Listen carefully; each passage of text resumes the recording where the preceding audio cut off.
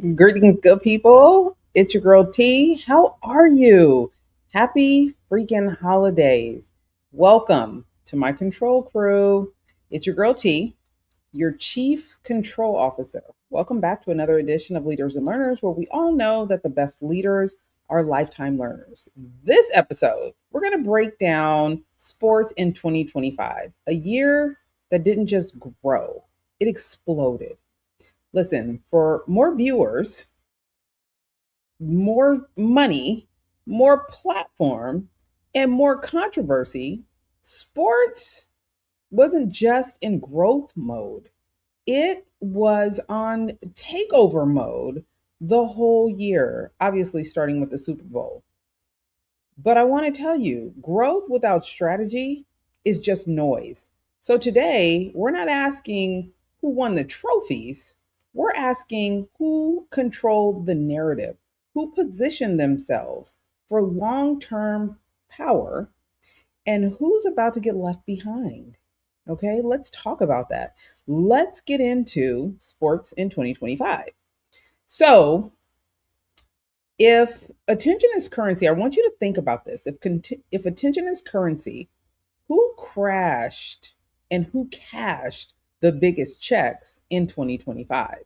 Let's go ahead and start with the NFL because they were unmatched this year, in my opinion. The Super Bowl, they got an average of 127 million viewers across Fox, Telemundo, Tubi, and all these other digital platforms. That's not just a flex, it is literal domination. Okay. So, from a PR and media standpoint, they killed it. They killed the game when it comes to visibility and accessibility. Okay, maybe we can get back to the accessibility piece, but the NFL didn't chase platforms, it conquered them. People like me were chasing the platforms. We were trying to figure out, where do we go to watch this? And where do we go to watch that game? And where do we go?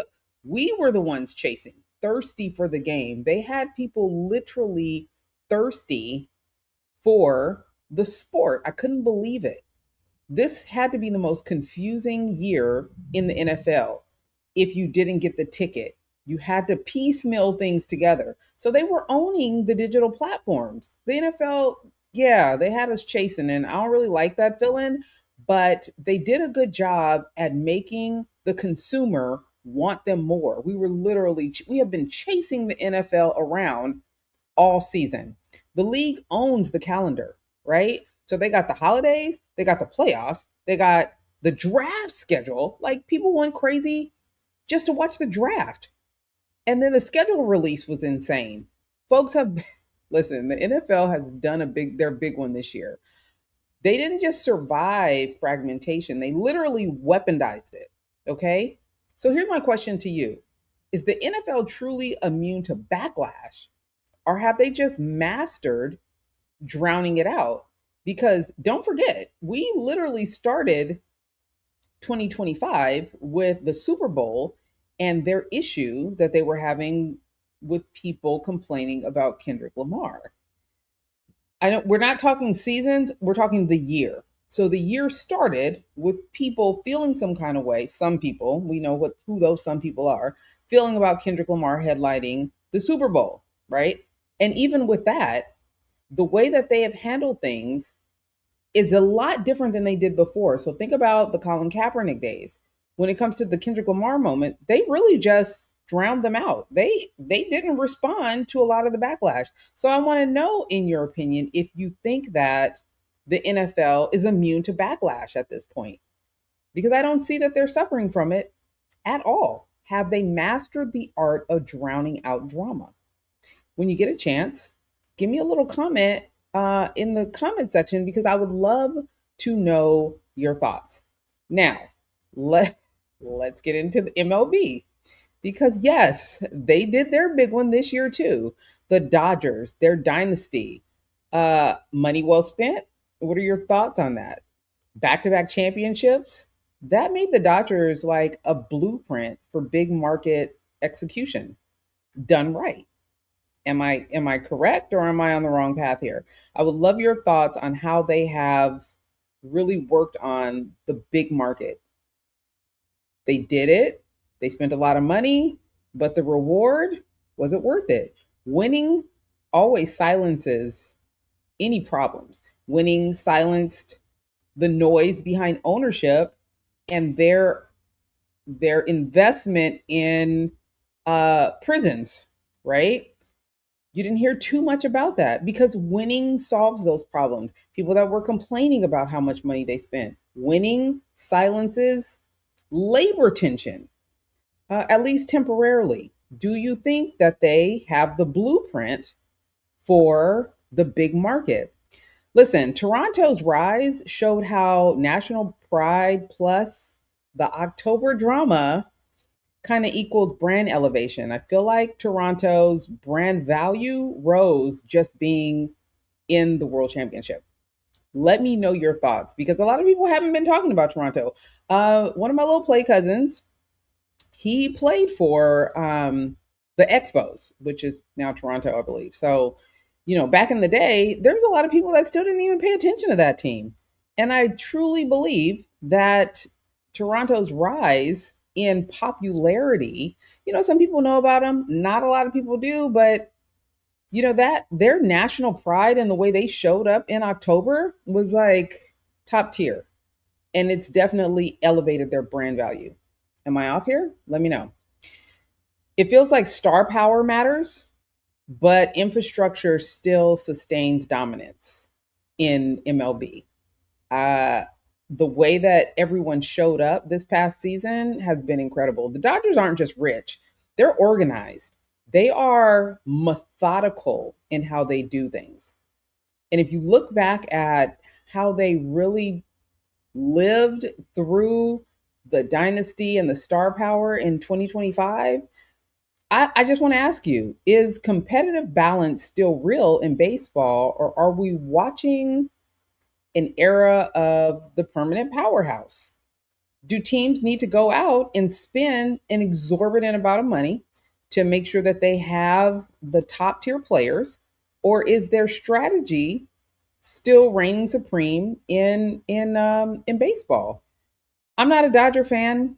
I'm a San Francisco Giants fan all day long, but we have to look at how they've done things, the strategy behind how they've done things, and kind of lean into that. With your response, I would love to hear if you think the spending, if you think their strategy has kind of given other teams a blueprint as to how to be as successful over time as the Dodgers have been. I wasn't expecting the back to back because they also are good for choking, but they did their big one. So I want to hear your thoughts on the Dodgers and MLB, Toronto, because I just think Toronto and their star power, their pride, their team pride, their country pride, it just really, I don't know, it showed up big in October, and I think that was great.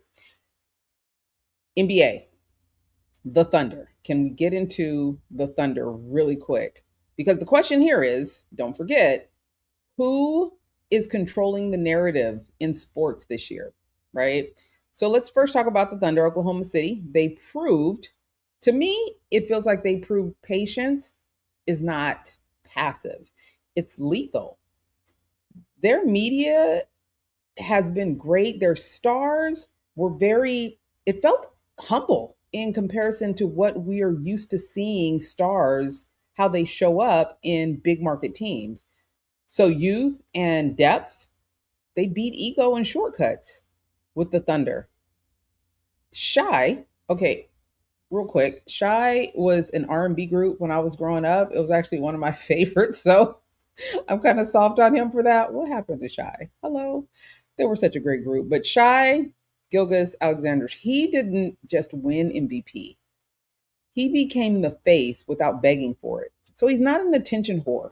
You didn't see him being extra, having drama. The league is clearly transitioning from legacy dominance to sustained systems. It feels like people are putting systems and teams together in the most strategic way to make sure that they can sustain over time. Even looking at the Warriors, I'm a Warriors fan, full transparency, but the way that they built their dynasty was very systematic. And a lot of our stars came from patience, came from strategy, came from coaching. It wasn't just let's go out and buy the biggest star. People have to say whatever they have to say about Kevin Durant, but our core, we did still win without him. I just want to put that out there. But back to the conversation, which is systems and patience, and you don't have to be extra. And to have star power, you don't have to be a media whore. I love how Oklahoma did their thing this year. I'm definitely a Warriors fan, but I give them a lot of respect. Shea was amazing. This wasn't luck, it was discipline.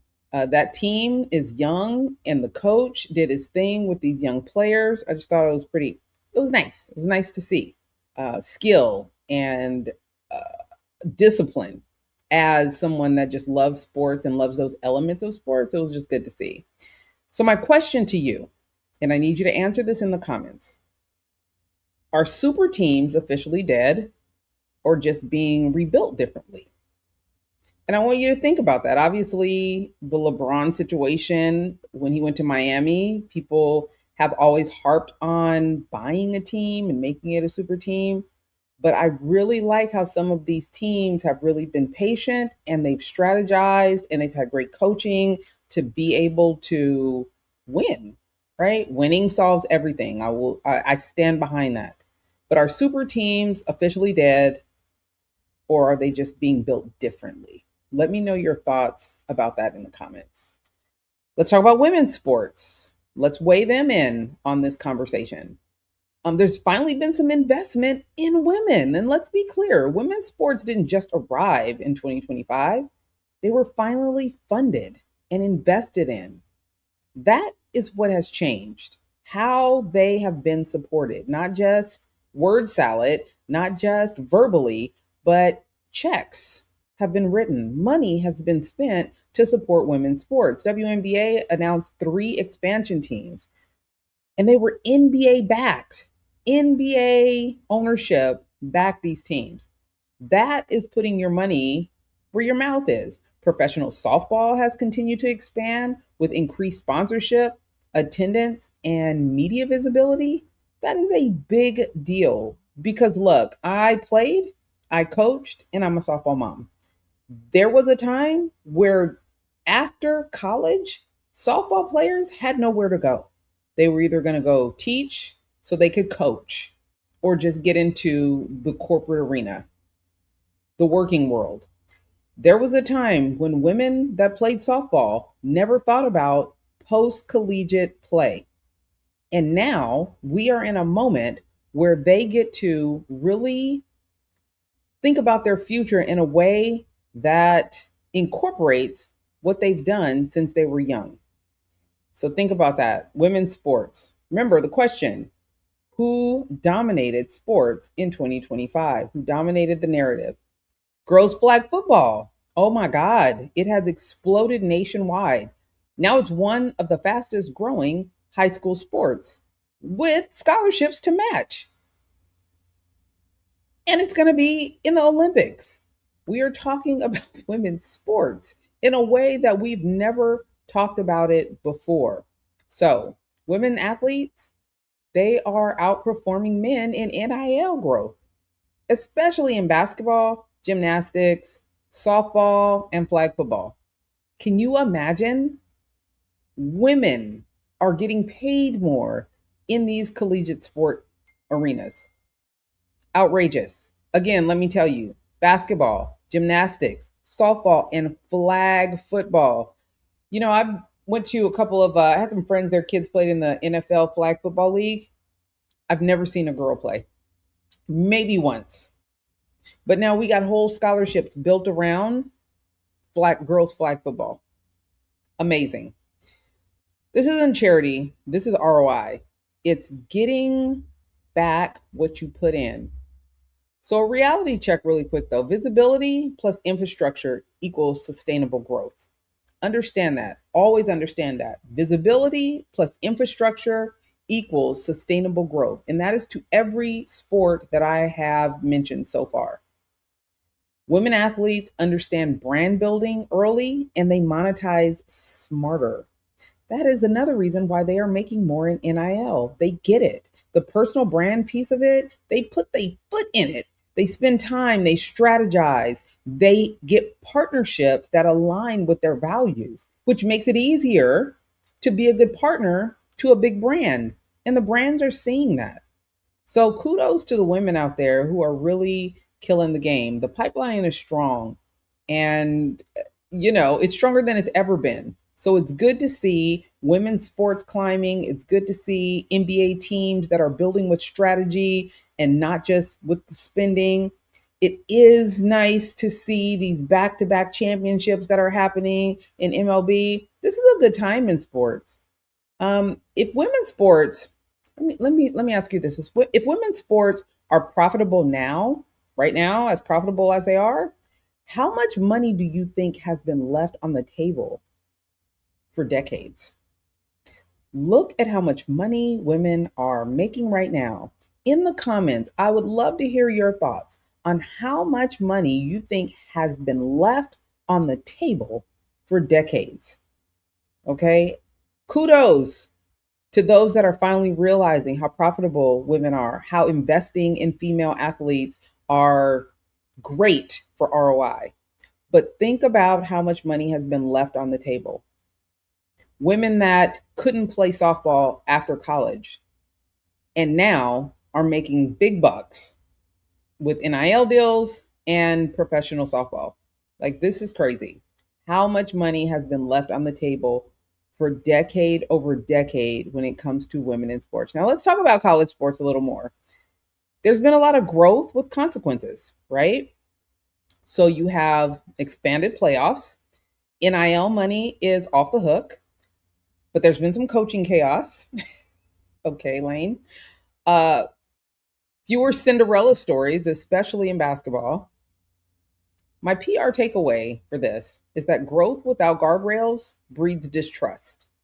And I feel like that's what's been going on with this transfer portal and the NIL money. Growth without guardrails breeds distrust. The lawsuits have also been off the hook. So think about that. Again, who's controlling the narrative in 2025 in sports? Fans want fairness, not just bigger brackets. Now we start looking at the gambling that has been a part of sports this year. Transparency matters when loyalty starts cracking, okay? So coaches, athletic directors, GMs, they need to be a lot more transparent, and that is across the board because this gambling scandals from high school all the way through the pros, that cracks loyalty, that cracks trust. And that's not where we want to be when it comes to sports, okay? College sports, yeah, I think they got bigger, but not necessarily better. What are your thoughts? Did expansion fix the system or just expose how broken it already was? What are we going to do about the gambling issues? Because no matter how many headlines get made, the solutions are not happening. And schools and their PR and comms departments are not being transparent with the public about how they are going to fix these issues. I would love to know your thoughts on that. Also, before we end this conversation, soccer. Can we talk about soccer? Okay, because they have used culture as a strategy.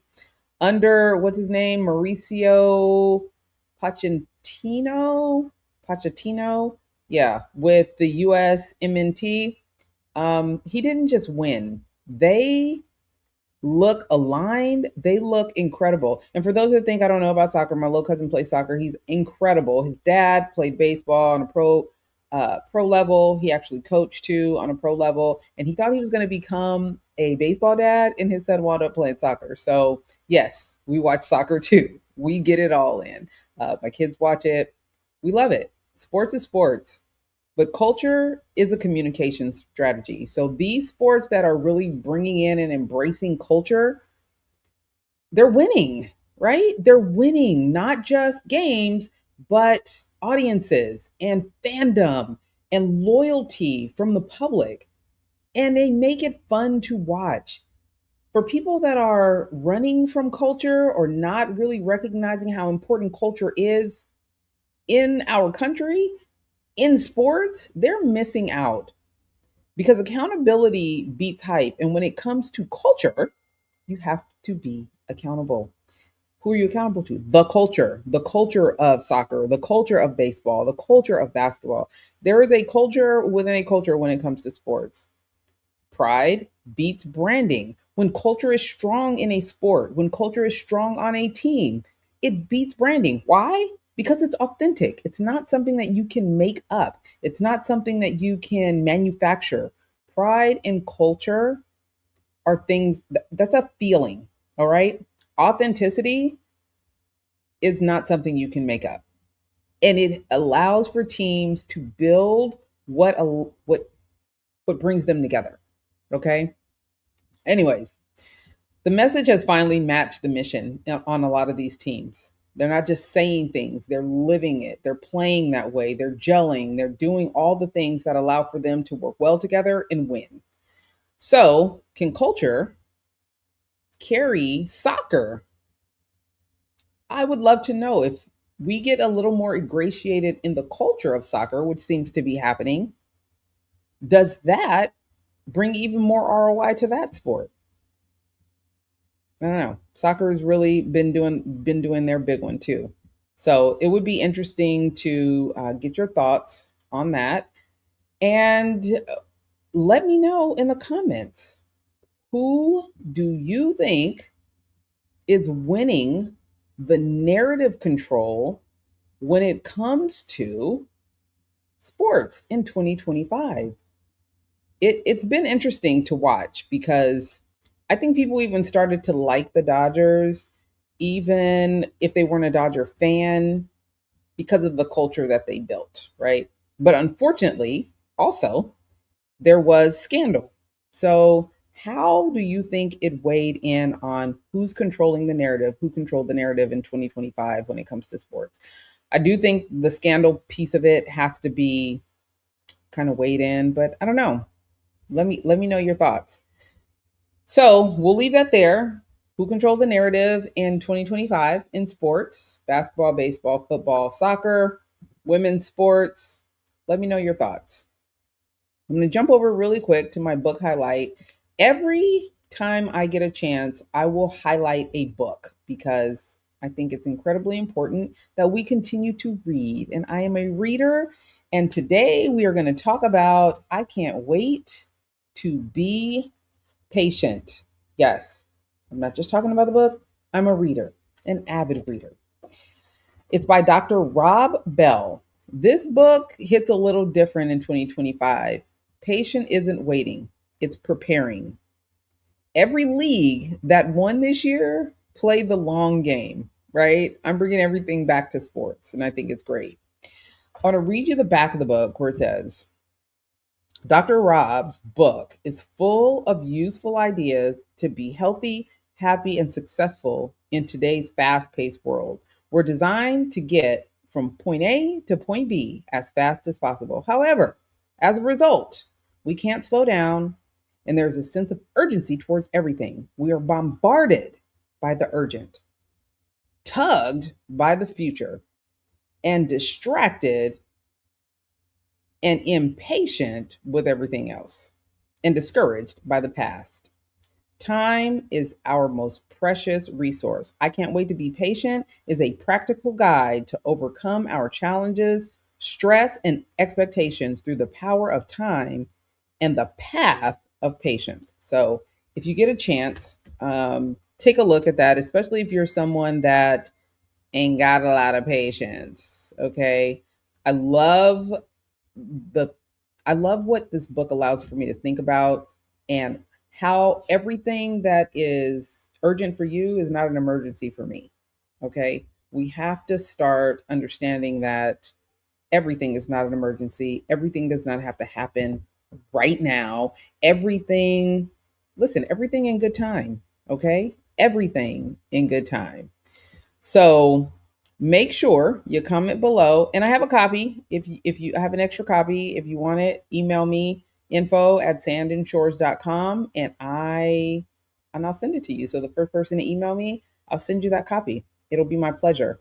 Because I got an extra one.